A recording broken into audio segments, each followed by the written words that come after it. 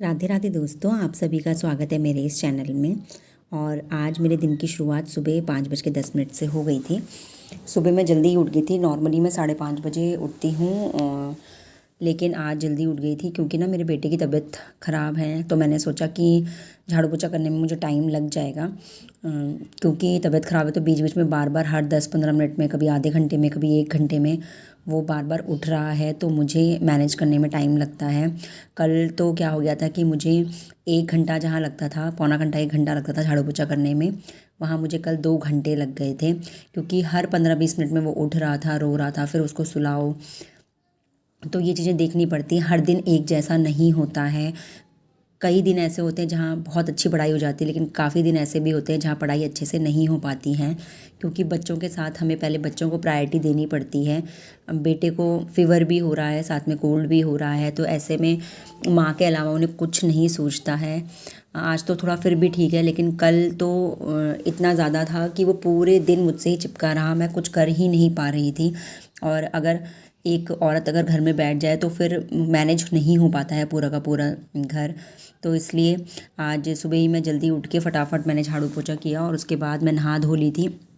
बाल धोने थे मुझे, बाल धो लिए थे, और मैंने ये मोटा जो हुडी है वो पहन लिया था। इतनी ठंड नहीं है अभी, लेकिन फिर भी मैंने सोचा कि नहाने के बाद थोड़ा ठंडा लगता है, इसको पहन लेती हूँ, नहीं तो कहीं मैं भी बीमार ना हो जाऊँ। और अगर मैं बीमार हो गई तो कौन संभालेगा घर को। और अभी मैं फ़िलहाल अपनी बेटी के लिए लंच की प्रिपरेशन कर रही हूँ। मूली के जो पत्ते होते हैं और साथ में थोड़ी मूली काट के, मूली की ये भुर्जी टाइप की हम बनाते हैं, और ये मेरी बेटी को भी और हमें भी बहुत पसंद है, तो ये बना रही थी। और साथ में रोटी वगैरह उसको लंच के लिए दूंगी। हस्बैंड को अभी ऑफिस होता है, तो हस्बैंड को भी सुबह सुबह लंच देना होता है प्रिपेयर करके। आज मेरा बेटा सुबह 6:15 के आसपास ही उठ गया। मैं बस 6:15 6:30 उठ गया। मैं नहा धो के आई थी, तैयारी करी रही थी, इतने में वो उठ गया। क्योंकि कल वो पूरे दिन सोता ही रहा, बस गोद में ही मेरी रहा और गोद में ही सोता रहा।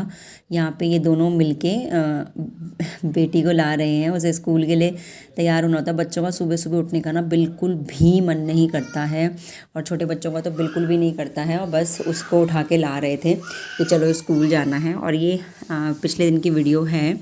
रिपब्लिक डे का सेलिब्रेशन हमारी सोसाइटी में हुआ था। बच्चों ने बहुत अच्छा परफॉर्म भी किया, और मेरी बेटी को भी हमने एक देशभक्ति गीत सुनाया था, सिखाया था, तो वो हमने उसने परफॉर्म किया। देखो, मेन क्या होता है ना, मेन होता है परफॉर्म करना, कि जिससे बच्चों को माइक पकड़ने की हैबिट रहे, बच्चों को हेजिटेशन फील ना हो, क्योंकि आजकल का ज़माना ऐसा है कि आप बिल्कुल भी इंट्रोवर्ट नहीं रह सकते हैं, आपको एक्सट्रोवर्ट बनना ही पड़ेगा। इसलिए हम हमेशा जब भी नीचे प्रोग्राम कुछ भी होता है, हम उसे कभी डांस सिखाते हैं, कभी उसे गाना सिखाते हैं, कि जिससे उसको हैबिट रहे परफॉर्म करने की, कुछ लोगों के सामने वो हेजिटेट ना हो, सोशल रहे हमेशा।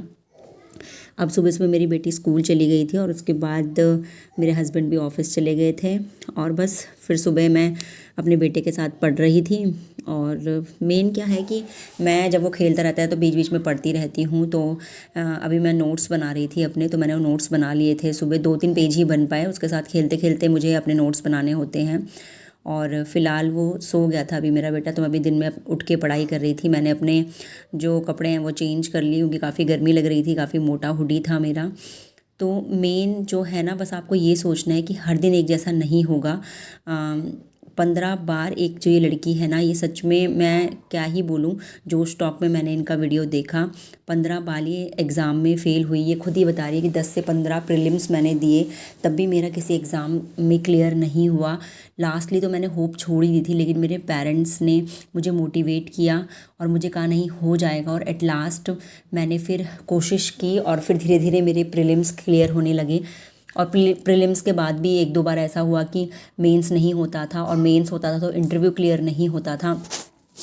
और एट लास्ट जाके कहते हैं ना, परिश्रम का फल आपको कभी ना कभी ज़रूर मिलता है, और वो उसे मिला। और ऑल इंडिया रैंक उसकी जज में जो एग्ज़ाम होता है उसमें उसकी आई, लॉ उन्होंने किया था, लॉ में जो एग्ज़ाम होता है उसमें उसकी रैंक 2nd आई थी। तो ये बहुत बड़ा अचीवमेंट होता है कि कहाँ आपके प्रीलिम्स भी क्लियर नहीं हो रहे थे, 10 से 15 प्रीलिम्स आपने दिए थे वो भी क्लियर नहीं हो रहे थे। और कहाँ आप धीरे धीरे जब परिश्रम करते रहे तो वो चीज़ें इकट्ठी होती जाती हैं, आपका नॉलेज गेन होता जाता है। और एक दिन ऐसा आया कि आप ऑल इंडिया रैंक आपकी 2 आई है, तो ये बहुत बड़ा अचीवमेंट है। मुझे इनकी स्टोरी सुन के ना बहुत ज़्यादा मोटिवेशन मिला, तो मुझे लगा ये आपको भी मुझे ये स्टोरी बतानी चाहिए कि हमें हारना नहीं है। हम एक एग्ज़ाम 2 एग्ज़ाम में फ़ेल होके या उसमें नहीं सिलेक्ट हो पाते तो हमें लगता है कि पता नहीं क्या ही हो गया, कौन सा पहाड़ टूट पड़ा है और अब तो हमसे कुछ भी नहीं होगा।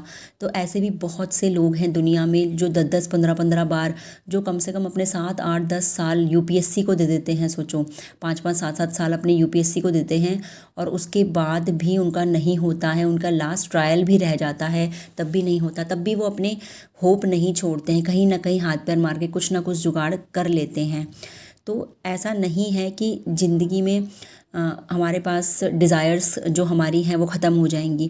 आज हम कुछ पालेंगे तो कल हमें दूसरी चीज़ पाने की इच्छा होगी। इच्छाएं कभी ख़त्म नहीं होती हैं, हमें बस कोशिश करना है। अगर हमने सरकारी नौकरी पाली तो उसके बाद हमारी कोई और इच्छा जागृत हो जाएगी। तो इच्छाएं कभी ख़त्म नहीं होगी। हाँ, लेकिन ये है कि हमें उन इच्छाओं को मरने भी नहीं देना है, क्योंकि अगर इच्छाएँ नहीं होगी तो जीवन जीने का भी मन नहीं करेगा। तो जीवन जीने के लिए हमें ज़रूरी है कि इच्छा जागृत रहे, लेकिन इतना रखना है कि कभी भी किसी को कॉपी नहीं करना है, कभी भी किसी ये नहीं सोचना है कि वो ऐसा कर ले रहा है मुझसे क्यों नहीं हो रहा है, ये नहीं हो रहा, वो नहीं हो रहा। सबकी लाइफ डिफरेंट होती है, सबका पैटर्न डिफरेंट होता है, हर चीज़ डिफरेंट होती है। भगवान ने हर किसी की ज़िंदगी में कुछ ना कुछ अलग ज़रूर बनाया है। 100% सेम किसी की भी लाइफ नहीं होती है। जब हमारी लाइफ किसी से भी 100% मैच नहीं करती है तो हम कैसे फिर किसी का जो शेड्यूल है वो 100% फॉलो कर सकते हैं। सबका अलग अलग शेड्यूल होता है। हमें सिर्फ लोगों को देखकर हमें उनकी अच्छी आदतें लेनी चाहिए, हमें कोशिश करनी चाहिए, बस ये नहीं कि हम अपने ऊपर थोपते रहें। हमारी ज़िंदगी के प्रायोरिटीज़ अलग हो सकती हैं, बहुत सारी चीज़ें मैनेज हमें करनी पड़ सकती होती हैं। हम किसी को अगर देख रहे हैं तो ज़रूरी नहीं है कि उनके भी बच्चे हों, उनकी शादी हुई हो।